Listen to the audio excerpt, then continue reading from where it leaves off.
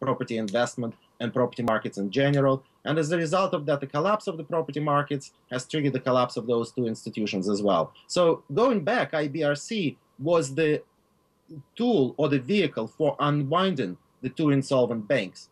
Now, 2 weeks ago, we've got a new legislation which is creating another structure to unwind IBRC. So in many ways, the government is now shutting down the bank that it was designed to shut down the other bank. It seems a little bit like Argentina in that the debts that were incurred by speculators are now being institutionally passed on to the taxpayer, the citizen, who is going to have to deal with this for several decades, right?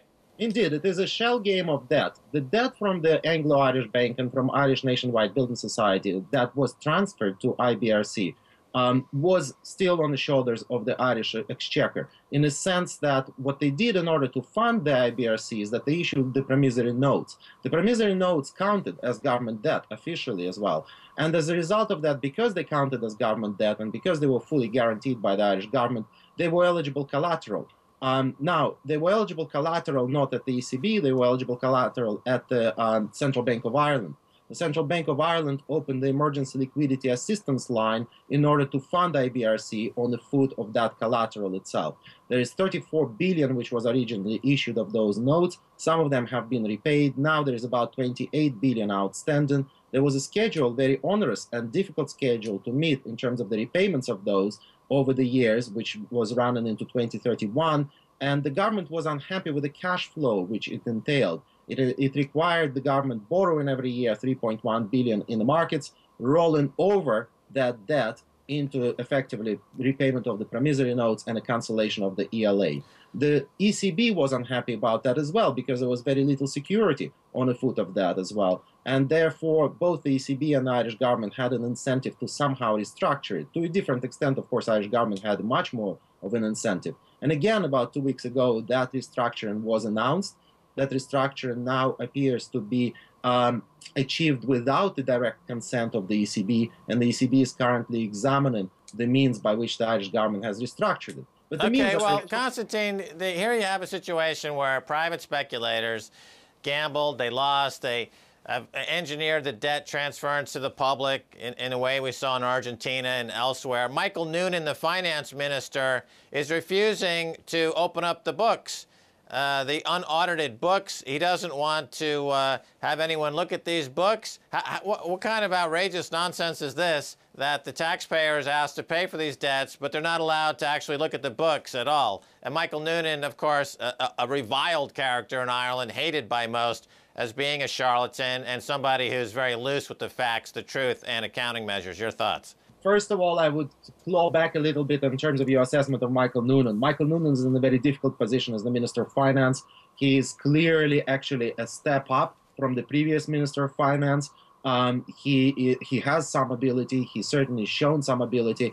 The problem with the accounts and his refusal to disclose those accounts is, as you exactly pointed out, the Irish public is expected to undertake a 40-year deal in conversion of the promissory notes of the IBRC into the government bonds, which are 40-year bonds, on foot of no accounts since the mid-year 2012.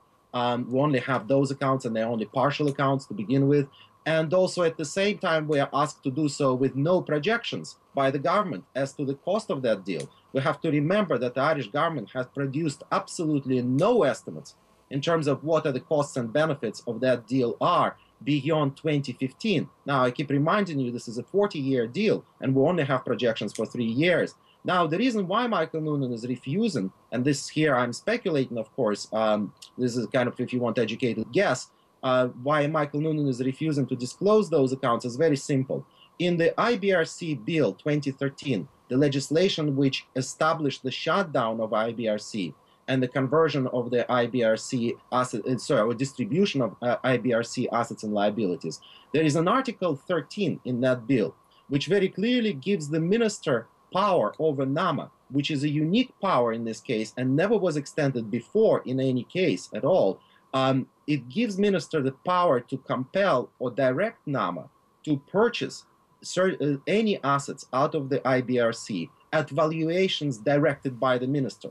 So in other words, that makes the accounts sensitive, commercially sensitive information, because it can give a material information as to the pricing that Nenama is paying relative to the value of that book. And the government, I think, is trying to hold back on that, simply so that people like myself and other analysts don't look at it and say, hold on a second, you are clearly overpaying for the assets. Yeah. Let me jump in. You know, clearly there is some obfuscation there, and I'm sticking with my assessment of Michael Noonan.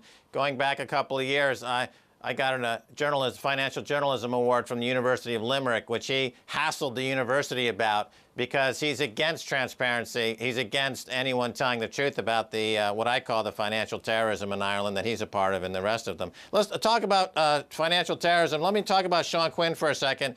He was Ireland's richest man. He went bankrupt gambling on contracts for difference on Anglo-Irish. Explain what these contracts for difference are and what role did the failed bet play in the downfall of Anglo, if any? Contracts for difference are a very simple instrument, which is a leveraged buy-in into the right to own a share at a fixed price, but you don't actually hold the share. You only have the right to buy out a share at a fixed price.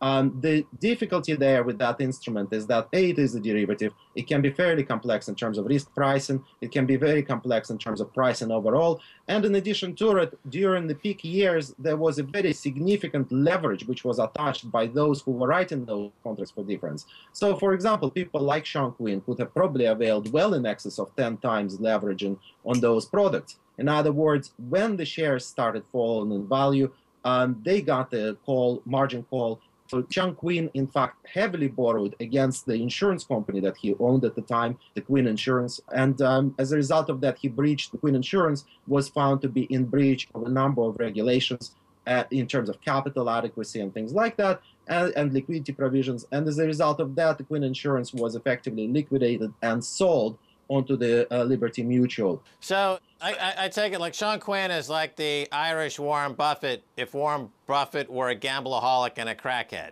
I would say that that type of a connection would be very tenuous. Warren Buffett is the fundamentals investor. He is an investor who is basing his decisions on active management of the portfolio.